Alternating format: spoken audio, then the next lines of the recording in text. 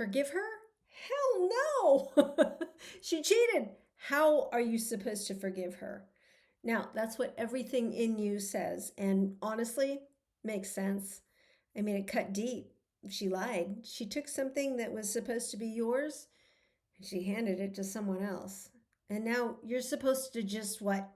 Act like it didn't happen? Hand her back your trust like she didn't just set fire to it? No.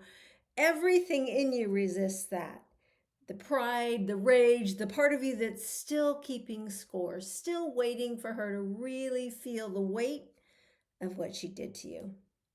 Now, you call it strength, survival. You call it not being an idiot twice. But you need to know what it's actually costing you. And here's the part nobody tells you.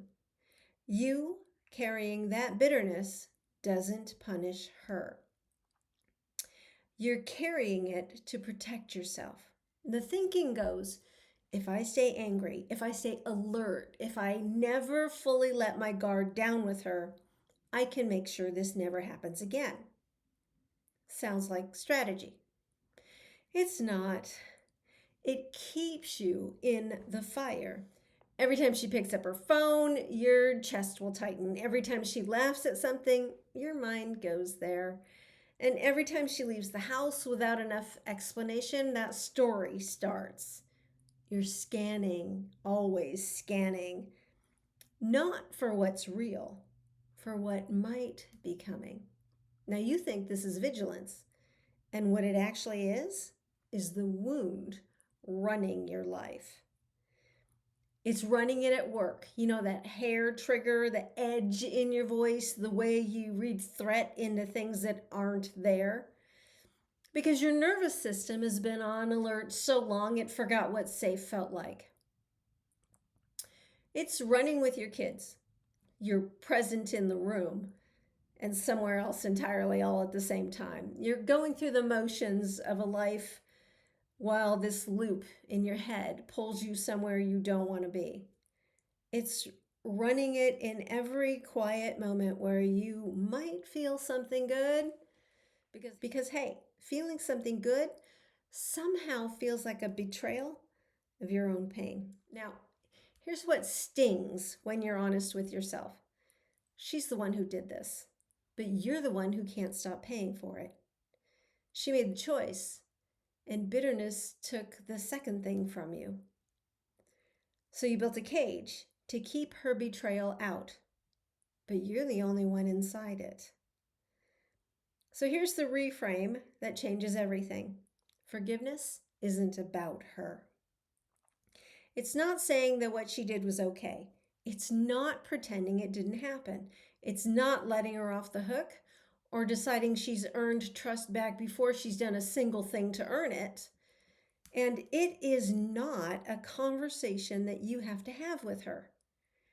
It's not even contingent on her remorse, on her honesty, on her willingness to do the work with you, or anything else that she does or doesn't do next. It's not a gift to her. It's not forgetting. It's not reconciliation. And it's not trust restored before trust is earned. And it's not weakness. Forgiveness is your decision to stop letting the wound make your decisions.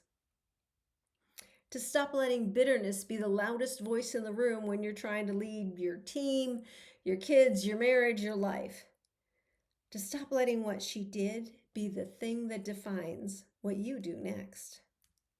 And it's a war against bitterness, against the story that you're broken, against the part of you that would rather be right than be free.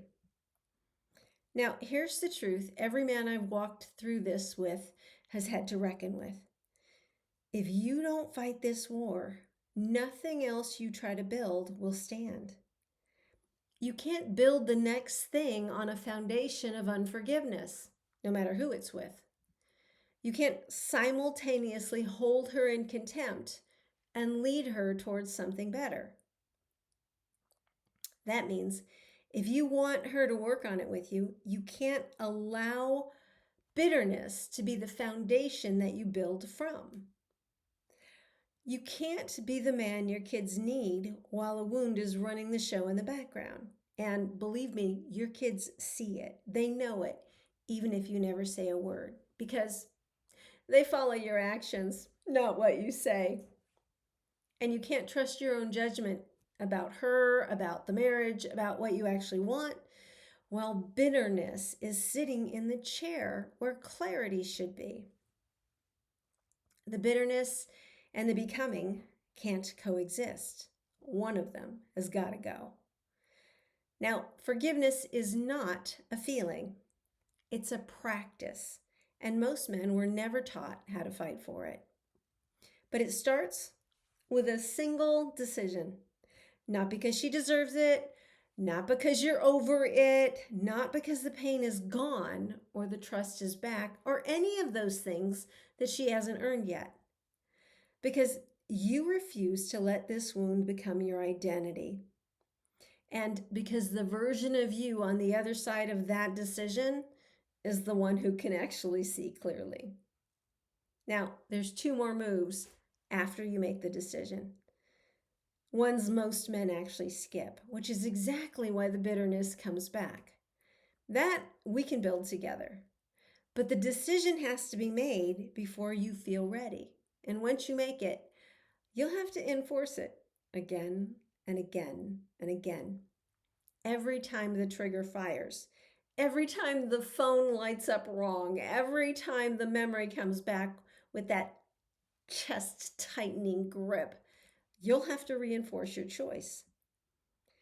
Not to pretend it doesn't hurt, but to choose again who's leading, pain or you. And with each choice, you take back your power. Now you see why I called it a war. It's just a skill and it's learnable. And it's the floor everything else is built on. Because no tool I know for rebuilding a marriage or rebuilding presence or rebuilding trust works if this floor isn't laid first. It isn't a favor to her. It's a rescue mission for you. The man on the other side of this decision, he's clear, he's grounded, he's building something with her or without her, but it's from strength instead of survival. And you get to choose when that man shows up. That's the strongest move, so you can love fearlessly. Now, if you want my help with this, go ahead and apply for our marriage reboot strategy session. We'll look at exactly where things broke down and what has to shift now. Grab the link.